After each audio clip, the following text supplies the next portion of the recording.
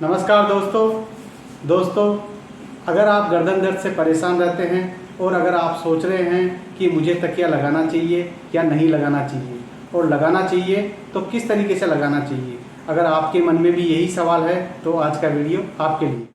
दोस्तों, गर्दन दर्द का मुख्य कारण होता है हमारी गर्दन का गलत पोस्चर, और हम पोस्चर को सही करने के लिए हमें सही तरीके से एक्सरसाइज करने के साथ साथ सही तरीके से तकिया लगाना भी बहुत ज़रूरी है।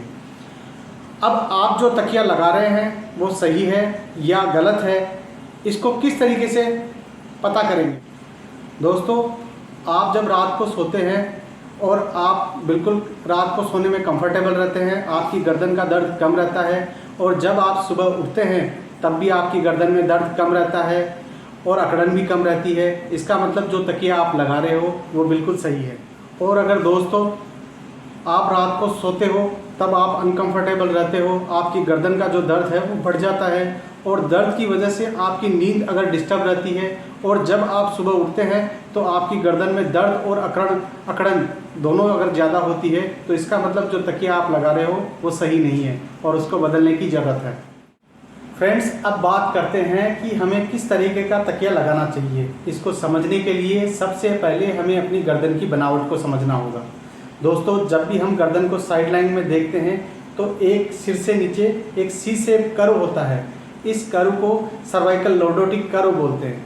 फ्रेंड्स, जब भी हम काम करें या आराम करें ये कर्व मेंटेन रहना चाहिए। अगर ये कर्व मेंटेन नहीं रहता है तो ये हमारी गर्दन की मांसपेशियों पे और लिगामेंट्स पे अनावश्यक दबाव बनाता है, जिसकी वजह से हमें गर्दन में दर्द महसूस होता है। इसका मतलब ये है कि जब भी हम आराम करें हम ऐसा तकिया लगाएं जो हमारी इस सर्वाइकल लॉर्डोटिक कर्व को मेंटेन रखे और हमारी गर्दन को न्यूट्रल पोजीशन में रखे, जिससे कि हमारी गर्दन की जो मांसपेशियां हैं, जो लिगामेंट्स है, उन पर अनावश्यक दबाव ना पड़े और हमारी गर्दन का दर्द कम हो और बढ़े नहीं।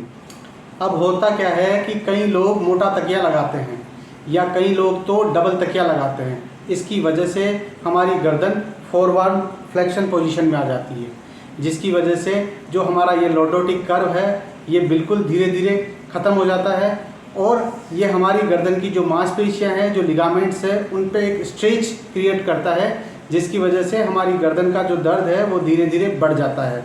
अगर हमें नॉर्मली भी गर्दन में दर्द नहीं है तो भी हमें मोटा या डबल तकिया नहीं लगाना चाहिए। अब कई लोगों को लगता है कि उनकी जो गर्दन का दर्द है वो तकिया लगाने की वजह से है, तो दोस्तों वो क्या करते हैं कि गर्दन में जब दर्द उनको होता है, या कई लोग उनको सलाह दे देते हैं कि आपका जो गर्दन में दर्द है वो तकिया लगाने की वजह से है, तो वो तकिया लगाना छोड़ देते हैं। अब जब हम बिना तकिए के लेटते हैं तो हमारी गर्दन बैकवर्ड एक्सटेंशन पोजीशन में आ जाती है। ये पोजीशन भी हमारी गर्दन को न्यूट्रल पोजीशन में नहीं रखती है, और इसकी वजह से जो गर्दन के डिजेनरेटिव स्ट्रक्चर्स होते हैं उन पे बहुत एडवर्स इफेक्ट होता है, और ये कई बार हमारी गर्दन में जो नसें होती है उन पर भी कंप्रेशन क्रिएट करती है। तो बिना तकिए के सीधा लेटना बिल्कुल भी सही नहीं है। अब दूसरी गलती क्या होती है कि जब बिना तकिए के सोते हैं और अगर अपन बिना तकिए के करवट लेके सो जाते हैं तो हमारी गर्दन एक तरफ लटक जाती है, और कई बार हम उसको सहारा देने के लिए अपना हाथ भी सिर के नीचे कुछ इस तरीके से लगा लेते हैं। इसकी वजह से क्या होता है कि जो हमारा हाथ है उसमें झंझनाहट, सुन्नपन, और हमारा जो कंधा नीचे की तरफ जो दबा हुआ होता है उसमें भी दर्द बढ़ सकता है, और साथ में हमारी जो गर्दन है वो बिल्कुल एक साइड में लटकी हुई होती है।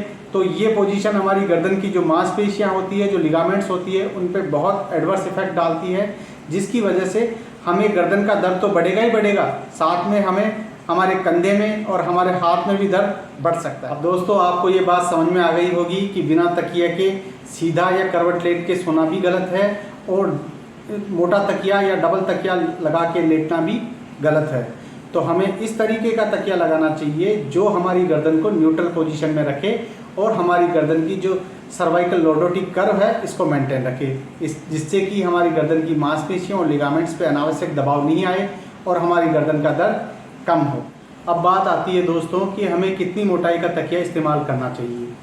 ये इस बात पे निर्भर करता है कि हमारी सोने की जो आदत है वो कैसी है। अगर हमें सीधा सोना पसंद है तो हमें कम मोटाई का तकिया इस्तेमाल करना चाहिए, जिसकी मोटाई लगभग हमारी कलाई की मोटाई जितनी हो, जिससे कि हमारी गर्दन न्यूट्रल पोजीशन में रहे और हमारी जो गर्दन का दर्द है वो कम हो। और अगर हमें करवट लेके सोना पसंद है तो हमें एक ज़्यादा मोटाई का तकिया इस्तेमाल करना चाहिए, जो कि हमारे कान और कंधे के बीच का जो गैप है इसको पूरा कर सके, ताकि हमारी गर्दन लटके नहीं और हमारी गर्दन न्यूट्रल पोजीशन में रहे और हमारी जो गर्दन का दर्द है वो कम रहे। तो दोस्तों अब सवाल आता है कि क्या हमें 2 तकिए इस्तेमाल करने चाहिए। अगर हमें सीधा सोना पसंद है तो पतला तकिया इस्तेमाल करना चाहिए, और अगर हमें करवट लेके सोना पसंद है तो हमें एक मोटा तकिया इस्तेमाल करना चाहिए।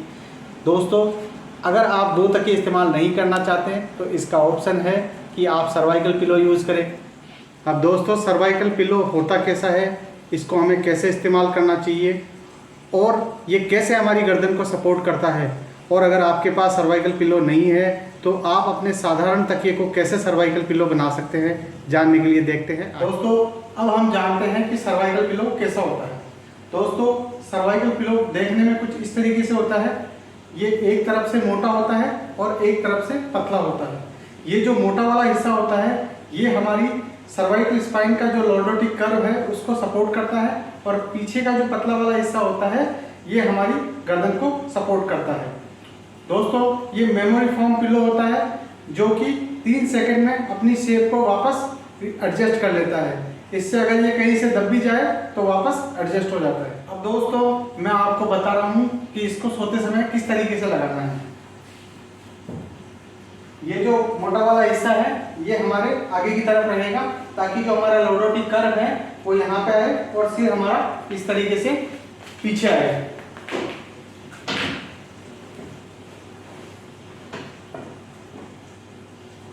आप देख सकते हो दोस्तों कि ये कंप्लीटली मेरी गर्दन को न्यूट्रल पोजीशन में रख रहा है, और ये मेरे लॉर्डोटिक जो कर्व है उसको भी कंप्लीटली सपोर्ट कर रहा है।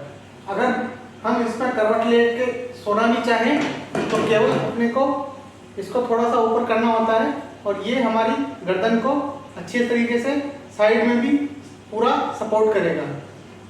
अब अगर दोस्तों आपके पास इस तरह का सर्वाइकल पिलो अवेलेबल नहीं है तो हम अपने जो साधारण पिलो होता है उसको भी सर्वाइकल पिलो में कन्वर्ट कर सकते हैं, उसको भी सर्वाइकल पिलो बना सकते हैं। उसके लिए हमें करना क्या होगा, एक टावल लेंगे और टावल को कुछ इस तरीके से रोल कर लेंगे, और इस रोल किए हुए टावल को हम अपने तकिए के कवर में कुछ इस तरीके से डाल देंगे।